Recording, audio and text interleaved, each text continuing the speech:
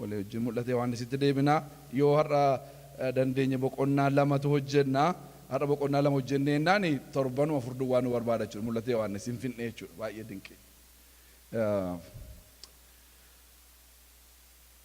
Yoo xinnaate butamuuf isin qopheesseera dheen yaada. Yoo xinnaate cinqii 666 lakkaa'u keessaa isin baaseera dheen yaada. Isinii galee akka godhamoonni itti rakkataa turan baay'een rakkadhe waan ta'eef anaaf illee gaariidha. Isatu gara gooftaattis na fide. Cinqii sana keessaa baanee ayyaana Waaqayyoo irratti of gannee akka nuyi jiraannu waldaan baay'ee waan baay'ee miisii gooti. Kaleessa paasteroota leenjisuu wajjiniini paasteroota leenjisaadha waldaa kana keessatti isaanii wajjiniinis kaafne waa'ee kana haasa'aa turre waa'ee ayyaana kana ayyaana guddaa miisii gooneetu wanta itti rakkachuu nurra hin jiru itti rakkannaa. Kanaaf mul'ata Yohaannis kanarraa baay'ee barreerradheen yaada. Dheekkamsi Waaqayyoo inni dhumaa suni ni Waaqayyo ittiin biyya lafaa irratti dheekkamu nama ibidda bara baraatiin utuu ittiin dheekkamini lafarratti wanta inni itti dheekkamu keessaa waciitii keessaa ergamoonni torbaa dheekkamsa dhangalaasuu isaanii walii wajjiniin ilaallee toorri baay'ee namatti tolu nama dinqisiisu toora eegee inni tokko dubbachuudhuma duwwaadhaaf ajajuma kennuu duwwaaf ta'a inni tokko immoo waan ajajame sana godhuuf ta'a wanti miidhagaan waaqa irratti akka jiru toorri bareedaan waaqa irratti akka jiru walii wajjin ilaallee toora sana waldaa keessatti baay'ee barbaada. Toorri suni bareedinni suni simboon sun waldaa keessa jiraachuu ture. Waldaan nuyi keessa jiraannu isinii galee mataaf miilli isaa wal dhaalamuun namatti hin tolu. Manumti ofiiyyuu qodaan tokko achi darbatamee yeroo as darbatamuu namatti hin tolu. Keessumatti obboleettonni hin jaallatani waan akkasii waan bareedaa wayii jaallatu. Dhiirri illee lafa argetti daddarbachuu barbaada. Garuu toora qabatee teessuma iddoo isaa taa'ee qodaan iddoo isaa taa'ee yoo jiraatetu jaallatu. Obboleettonni immoo dhiirris godhuu jibba yoo ta'e malee hin jaallata waan san hin jaallata. Kanaaf manni Waaqayyoos toora qabaachuu durara. Mana Waaqayyoo keessa yeroo dhufu namni seelfoonii isaa tuttuquuni gadheedha baay'ee. Isinii galee gadheedha baay'ee yeroo isaa miti.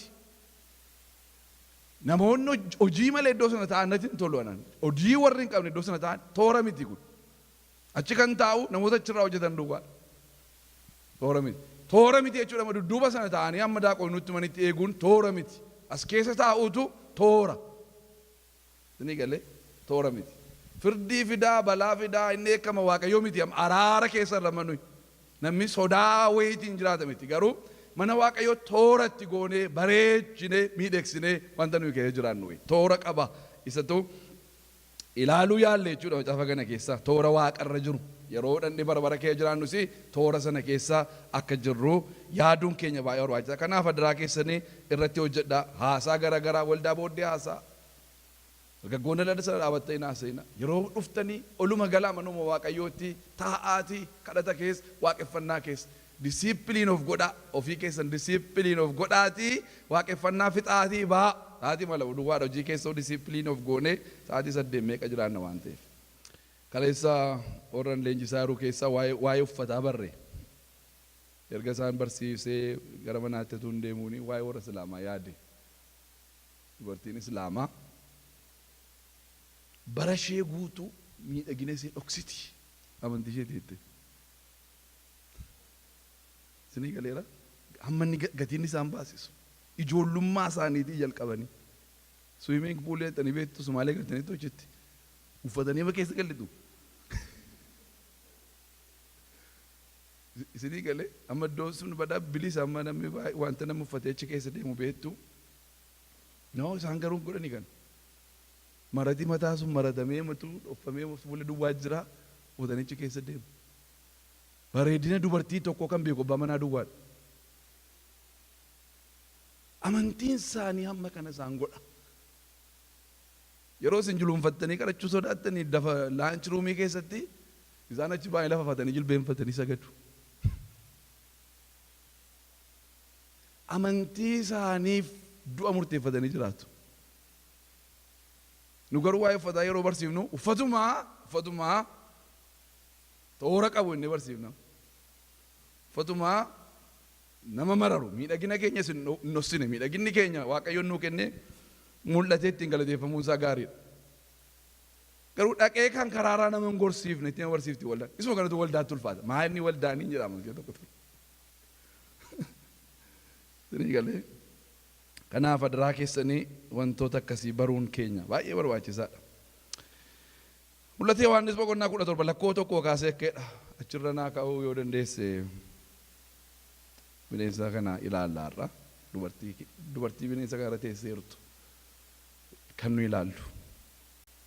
Kana booddee ergamoota torbanii waciitii torba qaban sana keessaa inni tokko dhufee anatti dubbate. Kottuu firdii ejjituu ishee gudditti mandaraa bishaanota baay'ee irratti ijaaramte sanaa sittin argisiisa. Mootonni biyya lafaa kanaa ishee wajjin ejjaniiru. Daadhii waynii halalummaa isheetiinis warra lafarra jiraatan machaaniiru jedhe. Hafuuraanis ol na fuudhee gara lafa onaatti na geesse. Achittis dubartii bineensa diimaa tokko irra teessu nan arge. Maqaan ulfina Waaqayyoo arrabsuuf kennaman isarra guutanii turani. Innis mataa 7 fi gaanfa 10 qaba. Dubartittiin uffata dhiilgee diimaa biluus uffattee warqee dhagaadhaaf callee gati jabeeyyii naqattee kubbaayyaa warqee wanta cigaasisaadhaaf xuraa'ummaa halalummaatiin guute harka isheetti qabattee turte. Maqaan dhokataan Baabiloon gudditti haadha ejjitootaa fi wanta cigaasisaa biyya lafaa jedhu tokko immoo adda isheetti caafamee ture. Akkasumas dubartittiin dhiiga warra Waaqayyoof qulqullaa'aniitiin dhiiga warra Yesuusiif dhugaa ba'uu isaaniitiif ajjeefamaniin machooftee nan arge. Yeroon ishee argee guddisee nan dinqisiifadhe jedha obboleessi keenya Yohaannis. Toora agarra ammasii ergamoota warra waciitii isaanii keessatti dheekkamsa baatanii waciitii isaanii keessaa dheekkamsa dhangalaasan keessaa tokko as ba'eetu Yohaannisitti dubbata. Bineensonni arfanii malakata banamuu mallattoo sana keetti tooraan alfan isaanii dubbataa akka turan agarreera. Amma immoo kan dubbataa jiru ergamoota warra torban waciitii isaanii keessaa dheekkamsa dhangalaasan keessaa isa tokkotu ba'ee dubbata jechuudha. Namoota hundumaa fi ergamoota hundumaa fi akkaataa isaaniitti ga'een hojii kennamee fi yeroon isaan itti hojjetan sun kennamee fi yeroo sana ta'anii eegu jechuudha. Toora sana agarra. Kottu firdii ejjituu ishee gudditti mandara bishaan baay'ee irratti ijaaramte sanaa sittan agarsiisa. Firdii isheen sitti agarsiisa jedhan. Firdii eenyu? Firdii ishee ejjituu sanaa. Dubartiitti fakkeeffamteerti jechuudha. Israa'el dubartiitti fakkeeffamti, haadha manaa Waaqayyootti fakkeeffamti. Waldaan misirroodha. Isheen kunis dubartiitti kan isheen fakkeeffamteertu garuu dubartii ejjituudha. Kan isheen irratti ijaaramteertu immoo bishaan baay'ee irratti. Bishaan baay'ee maal akka ta'e yeroo darbe ilaalleerraa bineensichi inni jalqabaa sun bishaan keessaa waan ba'eef dubartiin kunis kan isheen irratti ijaaramteertu bishaan irratti gajjallaasaatti deebinee walii wajjiniin ilaalla ammas. Mandara bishaanota baay'ee irratti ijaaramte sanaa sittin agarsiisa. Mootonni biyya lafaa kanaa ishee wajjin ejjaniiru. Mootonni biyya lafaa keessa jiraatan hundumtuu isheedhaa wajjiniinitu ejju. Daadhii waynii halalummaa isheetiinis warri lafarra jiraatan hundinuu machaaniiru. Daadhii waynii ishee kan hin dhunne hin jiru jechuudha. Namoonni mallattoo hoolichaa adda isaaniitti hin qabne, warri hoolicha duukaa hin buune, namoonni biyya lafaarra bara sana keessa jiraatan hundi isaanii daadhii dheekkamsa waynii dubartii daadhii waynii isheetiitiinitu biyyi lafaa guutummaan machaa'u jechuudha. Mootonni hundinuu immoo isheedhaa wajjin ejju, waan isheen qabdu hundumaa irraa hirmatu jechuudha. Ejja yeroo jennu ejjinni kun ejja dhiira tokkoof dubartii tokko gidduutti gaa'ilaa alatti ta'u miti. Ejjinni kun ejja akkasii miti. Isheen dubartii jedhamtu kunis walii jallaatti nagarraa waa'ee biyya tokkooti kan inni haasa'u. Waa'ee biyya tokkooti. Kanaaf yaada ishee irratti bifa waaqeffannaa isheen qabdu irratti mootonni biyya lafaarra jiran hundumti isaanii walii galu jechuudha. Hin fudhatu seedhaa wajjin tokko ta'u. Dhiirriif dubartiin foon tokko kan isaan ta'anii walii wajjin ciisuudhaan macaafa qulqulluun keenya akka jedhutti.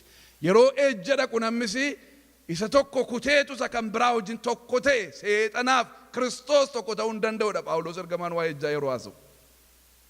Divoorsiin inni jedhu by the way sartifikeetii miti.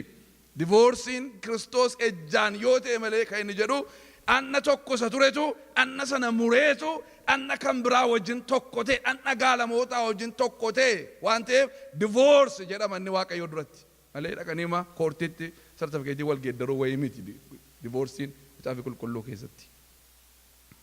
Kanaaf isa kana jechuudha yaada ishee sanaa mootonni biyya lafaarra jiran hundumtuu akka fudhatanii biyyi lafaa guutummaan yaada isheen fiddu sanaan akka isaan machaan namni hundumtuu yaada sanaa akka fudhatu yaada sanaan akka quufu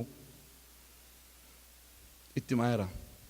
Hafuuraan ol na fuudhee gara lafa onaatti na geesse achittis dubartii bineensa bildimmaa tokko irra teessuu na agarsiise. Hafuuraan na fuudheetu lafa onaa keessatti na geesse. Lafa onaa keessatu jira jechuudha hafuuraan Yohaannis. Akkuma nama fooniin waa tokko dhaabatee arguuttitu hafuuraan deemeetu iddoo sana taa'eetu waan sana arga. Waan sana ilaalaa jira. Achirratti dubartii bineensa diimaarraa teessu tokko ni argeedha. Bineensa diimaarraa dubartii teessu tokko ni arge. Dubartiin kun immoo bineensi dubartii kana baaseeru mataa 7 qaba, gaanfa 10 immoo qaba jedha. Bifa isaarraa kan hafe bineensa kana beekna jechuudha. Mul'ata Yohaannis boqonnaa 13 keessatti. Bifa isaarraa kan hafe bineensa kana beekna barreerra.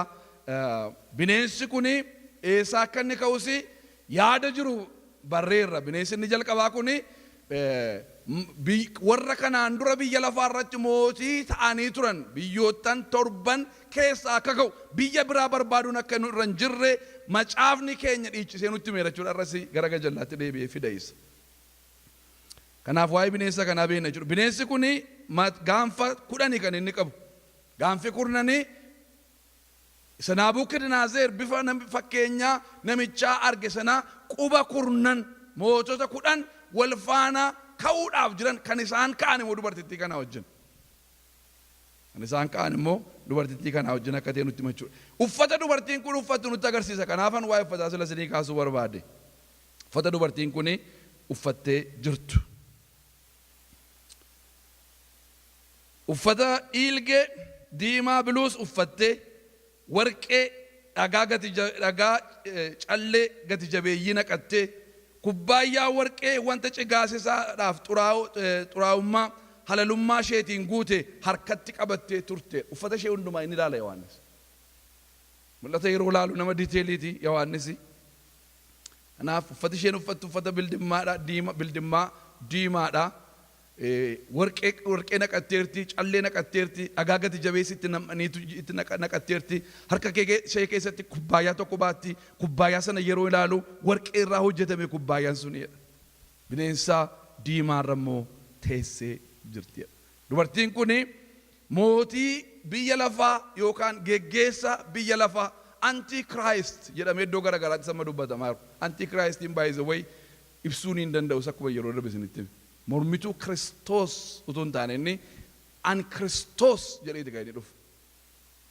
Ani Kiristoos mormituu ta'uu fi anisa jechuun waan garaagaraati. Anisa jechuun waan garaagaraati. Kanaaf inni akka kanatti mul'ata biyya lafaa guutummaa irratti fudhatama qaba. Dubartiin kun isarra kan isheen teessu baay'ee barbaachisaadha jechuudha kana baruun. Isarratu teessi geggeessaa ka'uudhaaf biyya lafaa irratti ka'uudhaaf jedhu. Ani Kiristoos bakka bu'aa Kiristoosi an jedhu sana bifi fakkeenyaa hojjetamuuf jiru sana bineensni lammaffaan lafa keessaa ka'u suni namoota hundumaa isaaf sagachiisuuf jiru kana maqaansaa fi lakkoofsi maqaasaa adda namaaf harka namaatti kaawwamuudhaaf jiru sana biyya lafaa guutummaatti sagadamuuf waaqeffamuuf jiru suni irra teessi jechuudha dubartiin kun. Isarratu teessi. Yeroon adda ishee ilaalu maqaa dhokataa Baabiloon jedhu irratti argaa. Haadha ejjitu xuraa'ummaa hundumaatiin guutte kan jedhutu irratti barreeffamee jira jedha. Yeroon kan argu nan dinqisiifadhe raashiin kun maanni kun jedheetanii dinqisiifadhe. Lakkoofsi 7 garuu ergamichi anaanii maaliif dinqifattaa dhoksaa dubartii kan bineensicha ishee baatu isa mataa 7 fi gaanfa 10 qabu sitti muufan jira. Bineensi ati argite suni takka jiraataa ture amma immoo hin jiru. Iddoo lafa jalaa keessaa ol ba'uuf jira. Booddee immoo gara badiisaa hin naqa. Sababii inni takka jiraataa ture amma immoo hin jirree fi deebi'ee immoo argamuuf jiruu fi warri biyya lafaarra jiraatanii warri uumamuu biyya lafaatii jalqabee maqaan isaanii macaafa warra jireenya argachuuf jiranii keessatti hin caafamin bineensicha arganii raajeffachuuf jiru. Yeroo Yohaannis maal alfatee maal ta'inna laata kun jedhu maaliif dinqifattaa? Anoo dhoksaa dubartittii fi bineensa ishee baatu sitti muufan jiraadhe. Waa'ee bineensa ishee baatu dursi. Bineensi ishee baatu ati argitu kuni bineensi ishee baatu ati argitu kuni kanaan dura jiraataa ture. Amma immoo hin jiru. Iddoo lafa jalaa keessaa deebi'ee ol ba'uuf jira. Jiraataa turuunsaa gidduutti dhabamuunsaa deebi'ee dhufuunsaa biyya lafaa guutummaa raajeffachiisaa. Eewufaa namoota maqaan isaanii erga biyyi lafaa uumamee jalqabee macaafa warra jireenya argachuuf jedhanii keessatti hin barreeffamin hundi isaanii macaafonni baay'een akka jiru isinitti agarsiisa boqonnaa biraa keessatti. Macaafni tokko macaafa warra jireenya argataniitu irratti barreeffama. Achirratti galmaa'utu irra jira namni. Inni immoo biyya lafaatii jalqabee ta'e jechuudha. Waaqayyo galmeesseera nama hundumaa jenneerraa garuu namoonni Kiristoosiin fudhachuudhaan konfirmi godhu waan san. Kiristoosiin fudhachuu warri kaanii garuu irraa balleeffama jirra. Namoonni Kiristoositti namani namni Kiristoos duwwaatti amanuudhaan gara jireenya sanaatti gala sababa ta'eef. Warri maqaan isaanii achirratti hin argamne hundinuu dinqisiifatanii eewutu bineensicha fakkaatanii duukaa yaa'uu jedhaan ergamaan kun inni warra torbanii keessaa ba'ee Yohaannisitti haasa'u kun. Kuni sammuu ogummaa qabuun barbaada. Mataan torban tulloota torban dubartittiin irra teessuudha. Amma gaasitti ogummaa barbaachisa Yohaannis. Mataan torbanii tulloota torbanii mootummaadha jechuudha. Mataa torban sanarra immoo teesseerti amma dubartiin kun ilaalaa bineensi yeroo sanaa ishee baate. Isa duwwaarran teessuse mataa torbanirra hun teessi warra ja'a kanaan duraarras. Warri suni Gibxi jenneerraa, Asoor jenneerraa, Baabiloon jenneerraa, Meedoo Faaris jenneerraa, Giriik jenneerraa, Roomaa si'a lama jenneerra. Roomaa fuula lama. Istiif wasti isaanii. Isaan torbanirrayyuu hin teessi jedha dubartiin. Sammuu ogummaa qabu barbaadaa jedha kan kun. Akkasumas matoonni torban mootota torban isaan keessaa 5 kufaniiru jedha. Bara Yohaannis mul'ata kana barreessu keessaa amma akkasii galutti Yohaannis 5 kufaniiru nus beekne jechuudha.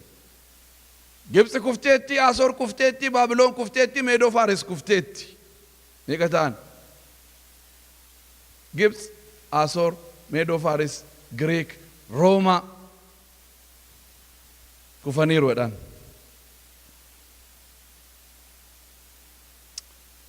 Isaan keessaa 5 kufaniiru tokko jira. Inni tokko immoo ammallee hin kaane. Yommuu ka'u immoo yeroo gabaabduu duwwaadhaa fi turuuni isarra jira.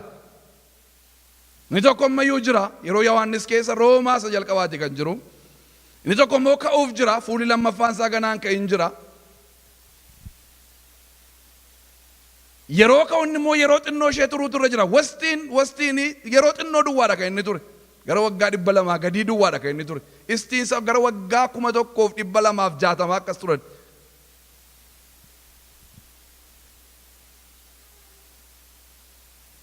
gabaabduu duwwaadhaa fi turuutu isarra jira. Bineensichi inni takka jiraataa ture amma hin jirre immoo saddeettaffaadha. Takka jiraataa ture amma immoo hin jirre saddeettaffaadha. Garuu warruma torbanii sana keessa ture deebi'ee dhufa jechuudha si'a lammaffaa. Inni saddeettaffaa isa godha. Kan biraa miti garuu. Inni gara badiisaa hin naqa. Gaanfonni kurnan ati argite mootota 10 warra kanaan dura mootummaa hin fudhanneedha. Garuu isaan bineensichaa wajjin sa'aatii tokkittiidhaaf akka moototaatti aaboo qabaachuudhaaf jedhu. Amma mootummaan fudhatin jiru mootummaa ka'u sanaa wajjin mootii isa ka'u sanaa wajjin sa'aatii tokkittiidhaaf yeroo jedhu sa'aatii daqiiqaa 60 duwwaadhaaf moodee yaaddoon. Maal moo'icha akkasii jechuun inni biran geenuu irraa bu'u jechuudha. Kas ta'uu waan danda'u miti. Yookaan sa'aatichi kan lakkoofsa Waaqayyoo haa ta'u yookaan immoo yeroo gabaabaa ta'uutu irra jira jechuudha. Yeroo gabaabaa. Si'a tokkicha mootichaa sa'aatii tokkoof mootichaa wajjiniin mo'uuf jiruudha. Isaan kun yaada tokko qabu. Humna isaaniif aaboo isaanii dabarsanii bineensichatti hin kennu. Yaada tokko qabu. Garaa tokko qabu. Aaboo isaanii sassata malee dabarsanii bineensichatti kennu. Isaan hoolicha irratti lola hin kaasu. Hoolichi garuu gooftaa gooftotaa mootii moototaas waan ta'eef isaan immoo warri isaa wajjin jiranis warra waamaman warra foo'aman warra amanamaniidhasii jedhee jedha. Isaan kun tokko ta'anii hoolicha irratti lola hin kaasu. Hoolichi garuu mootii moototaaf gooftaa gooftotaa sababa ta'eef isaan immoo warri hoolichaa wajjin jiran immoo eenyu akka isaan ta'an dubbata. Isaan warra foo'aman warra qulqullaa'an amanamoota akka isaan ta'an. Lakkoofsa 15 itti dabalees ergamichi anaanii bishaanotni ati iddoo isheen jirtutti iddoo isheen ejjituun teessutti argite immoo namoota baay'eedha. Maanni bishaanni suni bishaan baay'ee irra teesseerti inni jedhu sun akka gaaffii hin taanetti ergamaan nuu deebiseera jechuudha. Maa jedhee namoota baay'eedha jedhe. Gaanfonni kurnan ati argite bineensichatti gaanfonni kurnan ati argite bineensichis ishee ejjituu sanaa jibbuuf jiru. Isaanii onsanii qullaatti ishee hin hambisu. Isaan foon ishee hin nyaatu. Ibiddaan ishee hin gubu. Isaan amma dubbiin Waaqayyoo raawwatamutti warra yaada tokko ta'uudhaan mootummaa isaanii dabarsanii bineensichatti kennuudhaanis akeeka Waaqayyoo hojiirra akka oolchaniif inni kana garaa isaanii keessa kaa'eera. Dubartittiin ati argite mandara gudditti ishee mootota lafarraatti mootummaa qabduudha jedhee jedha. Bishaanonni baay'een suni saba baay'eedha, nama baay'eedha, nama baay'ee irra teesseerti jechuudha dubartittiin kun. Gaanfonni kurnan ati argite mootorni kurnan bineensichaa wajjiniin sa'aatii tokkoof mo'uuf jedhan suni bineensichaa wajjin walii galanii deebi'aniitu dubartittii jibbuudha. Dubartittiin isaanirra kan isheen teessu. Amma garuu isaanii dubartittii jibbu jedhe. Erga jibbanii booddee immoo hamma abiddaan ishee gubanitti ga'u qullaatti ishee hambisu hin onsuun hin saamuun waan isheen qabdu hundumaa harkaa fudhatu duwwaatti ishee hambisu. Kun immoo attamitti yoo jettanii hamma dubbiin Waaqayyoo raawwatamutti amma Waaqayyo deebi'ee immoo maal gochuutti ga'ee dubartittii rukutuudhaaf garaa warra kurnan mootota kurnanii fi mootii geggeessaa biyya lafaa irratti ka'u ani Kiristoos ofiin jedhu sana keessa yaada kaa'e hin jibbisiise dubartittii. Isaaniinis hojjetachuudha Waaqayyo yeroo barbaadutti abbaa barbaade ergaa. Kanaaf amma immoo hamma akeeka koo raawwadhutti isaanumaanini dubartittiitu maa'e. Beekumsa biraa ittiin ergu ergamaa biraa ittiin ergu waan biraan qopheessu seedha. Warruma isheedhaan sooroman warruma isheedhaan ejjan gararraa isaatti mootonni biyya lafaarra jiran hundumtuu duukaa ejjaniiru inni namoonni biyya lafaarra jiran hundumtuu daadhii ishee dhuganiiru inneerra. Amma moo deebi'aniitu bitatti galaniitu mootorni kurnan suni warri bineensichaa wajjin si'a tokkicha mo'an suni yaada galagalchanii hin jibbanii dubartittii. Hin jibbanii hin saamanii hin onsanii abiddaan ishee guban. Ana takka godheedha Waaqayyo isa kana. Dubartittiin ati argitu kun immoo mandara guddittii biyya lafaa irratti mootummaa qabduudha. Kanaaf namoonni indikeeshinii isaanii gara Ameerikaatti agarsiisu. Biyya lafaarratti guddoo taatee biyya lafaarratti mootummaa qabdu Ameerikaadha sababa taateef dubartiin kun Ameerikaa ta'uun ishee hin oolu. Ragaan nutti agarsiisu hin jiru garuu Ameerikaa ta'uu ishee.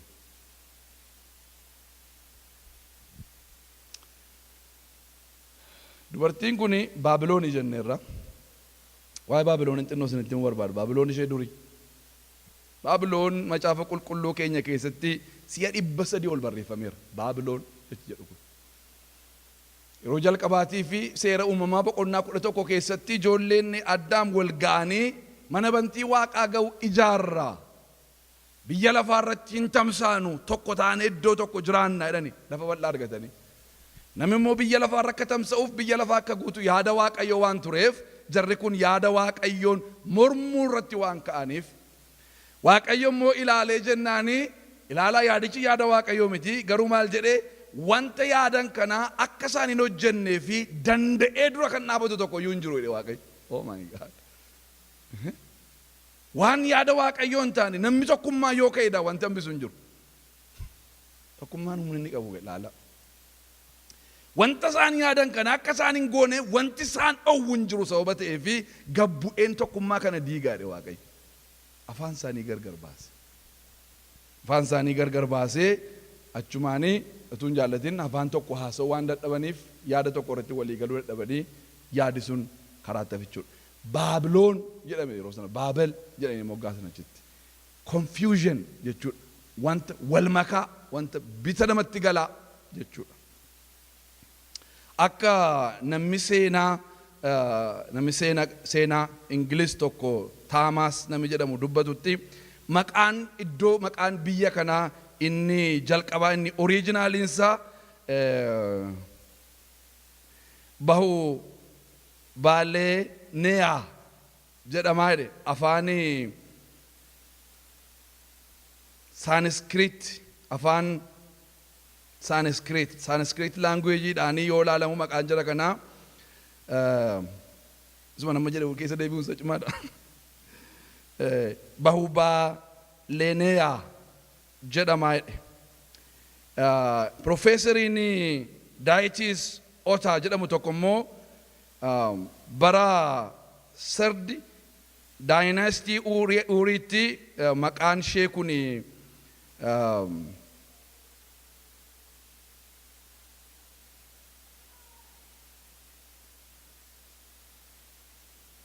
Baabilii jedhamaa jedhan immoo kana jechuun Gate of God balbala Waaqayyoo jechuudha jedha yookaan God's Gate jechuutti hiikamaa jedhu. Macaafi qulqulluun keenya immoo Baabel jechuun confusion jechuudha jedheetu nutti hima. Magaalaan kun magaalaa xinnoo taateetu jalqabde garuu nama Amuraabi jedhamutu yeroo jalqabaatiif achi keessatti mootii ta'e inni ka'eetu magaalaa sana baay'ee guddise. Nama lolatti beekamuudha, nama dippiloomaasiitti amanuudha, namoota naannoo sana jiran hundumaa of jala galchisiiseetu magaalaa kana magaalaa guddoodhaaf magaalaa beekamtu godhe. Waan isin dinqu magaalaan Baabiloon kun magaalaa yeroo jalqabaatiif namni lakkoofsaan baay'ee ta'e nama 200,000 ol ta'e magaalaa keessa yeroo jalqabaatiif kan jiraate Baabiloon kana keessatti. Baabiloon kun baay'ee guddatte jechuudha. Yeroo inni du'ee jedhu namni Amuraabii jedhamu kun geggeessaa ta'ee biyyattii akka malee kan guddise suni yeroo inni du'ee jedhu namooti tokko dhufaniitu warra Asooriin dura jechuudha. Warra Asooriin dura dhufanii magaalaa sana biyya sana harka jala galfatanii Hititaayis warri jedhamanii dhufanii aangoo fudhatanii baay'ee hin turre utuu isaan hin turini warri Asoor dhufaniitu biyya sana harka jala galfatanii biyya lafaa guutummaa walitti qabanii bulchuutti ka'anii jechuudha. Isaan yeroo bulchuutti ka'anii maqaa magaalaa kanaa isaan immoo deebi'anii geeddaranii. Karandaanuushaa jedhaniitu moggaasanii hiiki maqaa kanaa maal akka ta'e namoonni hin beekanii maqaa kanaan yeroo dheeraa turte jechuudha. Isaanis mootiin isaanii inni jalqabaa magaalaan kun akka isheen xinnaattu godhee guddina magaalaa kanaa irratti hin hojjenne haa ta'u iyyuu malee garuu ilmi isaa abbaa ajjeesee mootummaa yeroo fudhatu Baabiloon deebitee akka isheen ulfaattu godhe akka isheen miidhagdu akka isheen guddattu godhe mana mootummaa isaa isa lammaffaa iyyuu yookaan magaalaa guddittii lammaffaadha akka isheen taatu iyyuu godhe jechuudha. Magaalaan Asoor inni magaalaa guddittiin isaanii Nanawweedha. Nanawweetti aantee magaalaa guddoo taatee akka isheen jiraattutu godhani. Isatti aansiteeti egaa Baabiloonii kan isheen dhuftee mootummaa qabattu. Abbaan Naabukadnezar dhufeetu mootummaa fudhatee inni immoo ilma isaatti kennee Naabukadnezar immoo garmaleetu magaalaa sana guddisee biyya lafaa irratti biyya beekamtuu ishee godhe. Hanging Gardens of Babylon waan jedhamutu hojjete Naabukadnezar. Inni wanta biyya lafaa keessatti namni dinqisiifatu torban keessaa isa tokko ture. Torban keessaa isa tokko ture. Kanaaf isa kana haadha manaa isaatiif hojjete. Naabukadnezar haadha inni lammaffaa haadha manaa isaatiif hojjete. Wanta namoonni ilaalaniif biyya lafaa irratti wanta beekamaa ta'etu mul'ate jechuudha. Baabiloon yeroo isheen mootummaa irraa kuftu warri Meedoo Faaris yeroo isaan dhufanii warri Meedoo Faarisis giddugaleessa aartiitiif giddugaleessa beekumsaa godhaniitu Baabiloonitti gargaaramaa turan. Baabilooniin diiganii balleessanii sokkine Baabilooniin akka isheen jirtutti fudhatanii guddina ishee ulfina ishee qabattee akka isheen jiraattu iddoo aartiiniif beekumsi gurguddaan itti geggeeffamu godhan jechuudha bara Meedoo Faaris keessas. Isa booddee Giriik yeroo dhufe mootummaa fudhatu Giriik keessaas the great Alexandriyaan dhaqeetu biyya sana baay'een immoo guddisuudhaaf pilaanii guddaa kaase. Pilaanii isaatu iddoodhaan hin ga'in du'e by the way garuu biyya lafaa irratti magaalaa beekamtuu taatee yeroo dheeraa akka isheen jiraattutti ijaaruudhaaf baay'ee irratti investii godhe. Ofii isaatis iddoo sana keessa jiraachuu jalqabee iddoo sana keessattis magaalaa sana keessattis jechuudha kan inni du'e. Hamma Giriikiitti gaa biyyi kun biyya beekamtuu biyya guddoo taatee turte biyyi Baabiloon jedhamtu kun. Asuma Iraaq Baagdaad irraa maayilii 59 irratti argamti jedhameetu yaadama. Garuu arkeolojistoonni irratti baay'ee waliin farmaa jiru. Kiristiyaanota arkeolojistootatu macaafa qulqulluu irratti dhaabbatanii qorannaa sana gara fuulduraatti geggeessaa jiru malee hundum isaanii irratti walii galanii dhibba sirriitti biyyattiin iddoo kanaa jedhanii wanti jedhan hin jiru. Garuu gara sana akka ta'u shakkiin gurguddaansaa jira jechuudha. Gara sana irratti agarsiisaa jiru. Ermiyaasii fi Isaayyaasii biyyi Baabiloonii akka Sodoomiif Gamooraa akka isheen taatu raajii dubbataniiru. Garuu waan isin dinqu biyyi kun attamitti badde eessa dhatte yoo jedhanii seenaan isinitti himu hin jiru. Hinuma dhabamte biyyi kun. Lafatu ittiin citee liqimsee qilleensa wayii fuudhee badee waan seen taate sirriitti namni beeku hin jiru. Muuvimentii warra Islaamaa booddee dhabamte jedhameetu yaadama. Hin jirtu biyyi kun lafarra. Abiddi waaqarraa gabbu'ee Sodoomiif Gamooraa balleesse jedhama. Kan ishee abiddi waaqarraa gabbu'eefis ragaan hin jiru. Sodoomiif Gamooraa hin fakkaatti kan jedhu macaafi qulqulluun nutti hima. Isaayyaasii fi Ermiyaas nutti himu. Garuu abiddi waaqarraa gabbu'ee isaan balleessuusaa wanti barreeffamee macaafni seenaan waldaas macaafi qulqulluunis waan nutti himu hin qabu. Seenaan biyya lafaas waan dubbatu hin qabu. Garuu namoonni baay'een Awurooppaa irraa Baabilooniin barbaacha deemanii akka dhaban. Isin dinquu Ameerikaa dhufee namni yoo dhabu. Baabilooniin barbaacha dhaqaniidhuma Baabiloon akka hin jirre tu argama jechuudha. Amma gaa kanarra dhaabatanii namoonni baay'een Baabiloonuma kanatu deebiteetu galaana Efraaxees irratti bishaanuma irratti ijaaramtee jedhanii kan yaadan jiru. Ta'uu danda'a, ta'uu dhiisuu danda'a. Hin ta'u akkas jennee waan irra dhaabannee morminu ragaa macaafa qulqulluun qabu. Kanaaf mormii akkasii keessatti rakkatina. Namoonni baay'een immoo lakkii miti biyyootan torban kanaan dura biyya lafaa bulchan keessaa utuu hin rukutamin utuu hin diigamin kan hafte Roomaadha waan taateef Roomaan hin caccabde malee kophaa ishee bushaa turte iddoo lamatti gargar baate deebitee immoo qubeetii sana kurnan taate iddoo garagaraatti piisii xixinnootti caccabde. Achumaan immoo inni nu amma jirru mootummaan biyya lafaa kun immoo deebi'eetu dhufe waan ta'eef rukutamanii wa'iin mo'amanii hin banne sababa ta'aniif carraa dhumti isaan deebi'anii ka'uutu bal'aadha namoonni jedhanii amanan jiru. Ta'uu danda'a. Ta'uu danda'a. Ta'uu danda'a. Indikeeshiniin garri caalu gara sana jira. Anis akkas ta'uu danda'a laata jedheen yaada. Ta'uu dhiisuu danda'a. Wanti nuyi beeknu hin jiru. Kanaaf ija jabaannee dhiichifnee wanti nuyi namatti dubbannu hamma macaafa qulqulluu irra jiru yoo ta'etu gaarii dogoggorarraatu nu oolcha jechuudha. Kanaaf garuu wanti nuyi sirriitti beeknu namoonni ammas gosi sadaffaan immoo wanti kun hafuuruma. Siistemii amantii biyya lafaa irratti diriiruudha. Biizines sentarii banamuudhaaf jedhuudha jedhanii namoonni yaadanis jiru. Inni hin fakkaatu. Hamma kana yoo beekne gaariidha. 18 Telefoonii koo fidee numne sa'aatiin meeqa ta'e? 18 Kana booddee ergamaan biraa tokko aaboo guddaa fudhatee waaqa keessaa utuu gadi bu'uu nan arge. Ulfina isaarraa kan ka'esi biyyi lafaa in ife. Inni sagalee cimaadhaan iyyee kufteetti, Baabiloon guddittiin kufteetti, iddoo buufata hafuurota hamootaa taateetti, lafa hafuuronni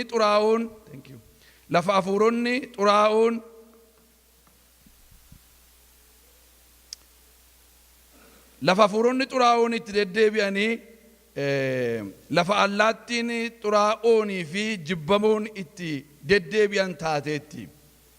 Sabni hundinuu daadhii waynii dheekkamsa see isaa halalummaa ishee irraa dhufu dhuganiiru. Mootonni biyya lafaa ishee wajjin ejjaniiru. Naggaadonni lafarraas badhaadhummaa ishee akka keessa ba'aadhaan sooromaniiru jedhe. Baay'ee sirriitti dubbata. Ergamaan kun ulfina guddaadhaan ba'ee ulfina isaarraa kan ka'e biyyi lafaa guutummaa hin ifte, sagalee cimaadhaan dubbata. Kufteetti Baabiloon guddittiin. Isheen kam? Isheen halalummaa isheetiin biyya lafaa guutummaa macheessiteef mootonni hundumtuu kan isheetti ejjan suni kufteetti. Utuu inni jedhu. Isheen hafuurota xuraadhaaf iddoo buufataa, allaatonni jibbamooniif xuraa'oonis iddoo sanatti wal ga'e. Sabni hundinuu daadhii dheekkamsa isheetti dhuganiiru. Naggaadonni baay'een isheetti badhaadhaniiru. Daldala ishee kuni biyya lafaa guuta jechuudha. Namni isheetti, naggaadeen isheetti nagadeen sooromne hin jiraatu jechuudha yeroo sana. Namoota baay'ee ittiin badhaadha. Ergasii sagaleen biraa tokko waaqa keessaa hin dhaga'ame. Innis yaa saba koo cubbuu ishee keessaa akka hin qabaannetti, dha'icha seerraas akka hin hirmannetti kottaa ishee keessaa ba'a. Sagalee dhaga'ame waamicha godhamayyuu Waaqayyo. Baabiloon kana ejja ishee xuraa'ummaa isheetiin akka hin xuroofnetti ishee keessaa ba'a. Ejja isheetiin xurooftanii halalummaa isheetiin halalumnaan dheekkamsa seerraa sin hirmattu. Waan isheen amma sinii kennitu irraa hirmannaan waan ani isheetti fiduuf jedhu hundumaarraa sin hirmattu. Kanaafuu ishee keessaa ba'a kan jedhu sagalee dhaga'ame. Cubbuun ishee amma bantii waaqaatti ol tuulameera. Waaqayyos jal'ina ishee hundumaa yaadateera. Waan isheen namoota irratti fiddee ishee irratti deebisa. Waan isheen gooteefis dachaa lama godhaa dugda baasaafi. Xoofoo isheen itti namootaaf bulbultetti harka lama kan hammaatu bulbulaafi hamma badhaate iyyoomti jechuudha. Hamma ulfaatte salphatti jechuudha. Qulqulloota dhiiga isaanii dhuddee kan seessi'a lama ta'a jechuudha. Waan isheen namaa goote dachaa lama lamaan deebisaaf jedha. Akkuma isheen ulfina ofii laatte qannoo keessa ba'aatti jiraatte, safaruma sanaanii dha'ichaa fi gadda kennaafi. Amma isheen ulfaatte, amma isheen qannoo taate sanaa ammasuma sanaa dha'icha safaraafidha. Isheen garaa isheetti an mootuudha,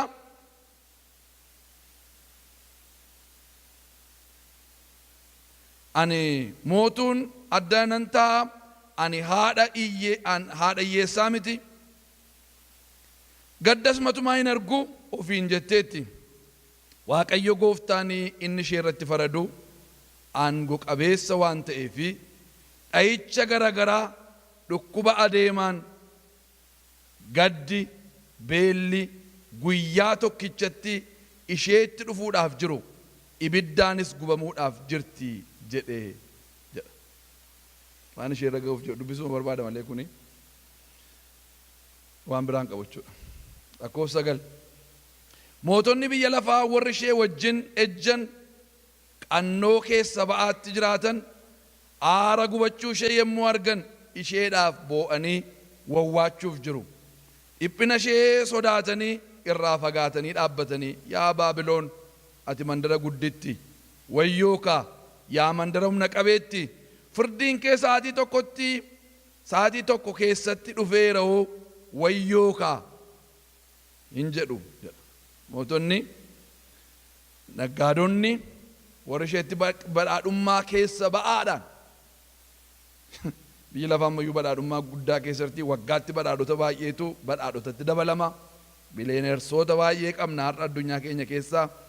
Qabeenyaan namaa baay'ee sammuu namaa olee yeroo sana garuu badhaadhummaa keessa ba'aadhaan badhaadhummaa keessa ba'e sammanuu qabnu caalaa jechuudha. Isaan kun hundumtuu dheekkamsa sana sodaatanii irraa fagaatanii wayyoo jedhanii akka isaan boo'aniif. Tamitti biyyi guddoon kun sa'aatima tokkotti dhayichisheetti dhufe. Naggaadonni biyya lafaa si'achi mi'a isaanii namni irraa bitu waan hin jirreef ilaala. Kan gurgurus isheedha, kan bitus iseedha. Importiif ekspoortii guddaan ishee keessaati jechuudha. Isheedhaaf hin boo'u hin gadduufisi. Mi'a warqee, meetii, dhagaa gati jabeessa, callee, uffata quncuu talbaarraa, talbaa qullaarraa hojjetame, uffata bifa dhiilgee, aarii, uffata bildimmaa, muka urgaa'u hundumaa, mi'a ilkaa irraa hojjetame, mi'a muka baay'ee gati jabeessarraa hojjetame, mi'a sibiila diimaa, kan sibiilaa, kan dhagaa miidhagaa gati jabeessaas, qarafaa, urgooftuu, dibata, ixaana, qumbii, haphee, dhadhaa jersaa, daadhii wayinii, dhadhaa jersaa, daakuu bullaa, qamadii, sa'a, hoolaa, farda, konkolaataa, fardaan harkifamu, garba, lubbuu namaayyuu isaanirraa kan bitu hin jiru. Kan hundumaa nagadde jechuudha. Garboonnis deebi'anii gurguramu jechuudha yeroo sana. Lubbuun namaayyuu immoo nama bitanii maal akka isaan godhan isaantu beeka. Lubbuun namaayyuu yeroo sana gurgurama jechuudha. Isaan yemmus wanti lubbuun kee ija isaa isaan yemmus wanti lubbuun kee ija isaa argachuudhaaf hawwaa ture si harkaa ba'eera. Simboon kee fi cululuqinni kee hundinuu si harkaa badaniiru. Deebi'anii simatumaa hin argamanii ittiin jedhu. Akkas jedhu naggaadotatu. Isheedhaan jedhu. Naggaadonni mi'a kana bitanii gurguran warri ishee irraa sooroma argatanii turanis dhiphina ishee sodaachuu irraa kan ka'e irraa fagaatanii dhaabbatanii hin boo'uuf hin gadduufis. Boo'icha isaanii keessas mandara gudditti ishee uffata quncuu talbaa qullaarraa uffata dhiilgee bildimmaa uffachaa turteef, ishee warqeedhaaf dhagaa gati jabeessa callee naqachaa turteefis wayyoo. Sa'aatii tokko keessatti badhaadhummaan kun hundinuu wanta bade ta'eera hin jedhu. Warri markabaa ajajanii, warri markabaan adeemanii, warri markaba keessaa hojjetanii, warri hojii galaana irratti hojjetamuun jiraatan hundinuu ishee irraa fagaatanii hin dhaabbatu. Aara gubachuu ishee yemmuu argan iyyanii mandara kamtu akka mandara guddittii kanaa ture jedhani. Biyyoo mataa isaa irratti firfirsanii hin boo'uuf hin gaddanis.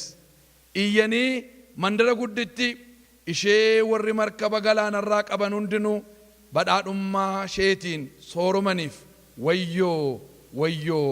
Sa'aatii tokko keessatti kan badde taateetti hin jedhu turani. Sagaleen tokko immoo yaa bantii Waaqaa kanarratti gammadi. Isin warri Waaqayyoof qulqullooftanii ergamoonni isaa warri lafarraa raajonnis Waaqayyo isheetti isinii waan faradeef gammadaa jedhe. Naggaadonni warri markabaan irra deemaniif warri markaba oofanii warri markaba keessaa hojjetanii mootonni biyya lafaa boo'icha wal fakkaataa boo'uuf eewutu biyya kana fakkaataa attamitti ammanuma battalumatti sa'aatima tokko keessatti attamittiin biyya amma nageessu badde jedhanii wal harkaa fudhanii akka boo'an boo'ichi guddaansaa dubartii kanaaf biyya lafaa irratti akka ta'u yookaan Baabilooniif akka ta'utu nutti hima. Ergamaan sagaleen biraammoo dhufee warri waaqarra jirtan garuu gammadaa. Warri lafarra jirtanii ergamoonni raajonnis gammadaa. Maal arganne innaan Waaqayyoo ijaasinii ba'eera. Biyyattii biyya lafaa irratti guddoo taatee biyya lafaa irratti ka'uudhaaf jirtu. Dhiiga qulqulloota baay'eetiin machooftee biyya lafaa guutummaa macheessite sana irratti ejaa ba'ee ijoollee isaa gammachiisuuf jira jechuudha Waaqayyo. Dhagaa akka dhagaa daakuu guddaa tokko fuudhee galaana keessatti in darbate. Baabiloon mandaraa guddittiin akkas furguggifamtee gad in darbatamti, deebitees hin argamtu. Sagaleen warra kiraara rukutanii kan walalee, kan warra ulullee fi fiinoo afuufanii deebi'ee ishee keessatti hin argamu. Namoonni waan garagaraa miidhagsanii hojjechuutti beekaman deebi'anii ishee keessatti hin argamani. Sagaleen dhagaa daakuu deebi'ee ishee keessatti hin dhaga'amu. Ifni ibsaa deebi'ee ishee keessatti hin ifu. Sagaleen dhirsa misirroo kan misirroo deebi'ee ishee keessatti hin dhaga'amu. Durillee naggaadonni namoonni gurguddoonni biyya lafaa turan sabni hundinuu qoricha namatti gochuu keetiin gowwoomfamanii turani. Amma immoo dhiigni raajotaa fi kan warra Waaqayyoof qulqullaa'anii kan warra lafarratti qalamanii hundinuu ishee keessatti argamuu isaatiif kun ittiin jedhame jedha. Baabiloon guddittiin suni isa kana ta'uuf jirti jechuudha. Biyyi biraa ijaaramtu akka namoonni jedhanii bishaanuma sana irratti Efraaxees irratti ijaaramtu yookaan immoo Roomaa taatu, kan biraas biyya biraas taatu, garuu biyyi guddoon tokko hin kaati bineensicharra kan teessu. Bineensichi iyyuu mootota sana kurnanii wajjin deebi'ee ishee kan saamu. Dheekkamsi Waaqayyo biraas dhufee akka hin jirre akka inni ishee godhu. Isheedhaaf warri kaan warri biyya lafaa isheetti badhaadhanii isheetti nagadanii boo'icha guddaa akka bu'aniif qulqulloonni hundinuu gammadanii Waaqayyos Waaqarratti gammachuun akka ta'u kutaan dubbii Waaqayyoo kun nu barsiisa jechuudha. Dhageenya Waaqayyo nuuf eebbisu.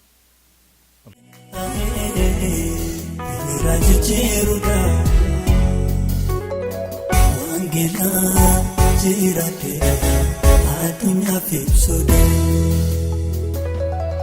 naaga'uu bariifaakisu tuuta'ee bira barsiisu geeddarii akka deemsa koo afurri kennaa geggeessu jireenyi koo sifa boona yaada kee keessatti eegame adarbuu dhuunfaa kee ta'e hundeedhaan seefitame.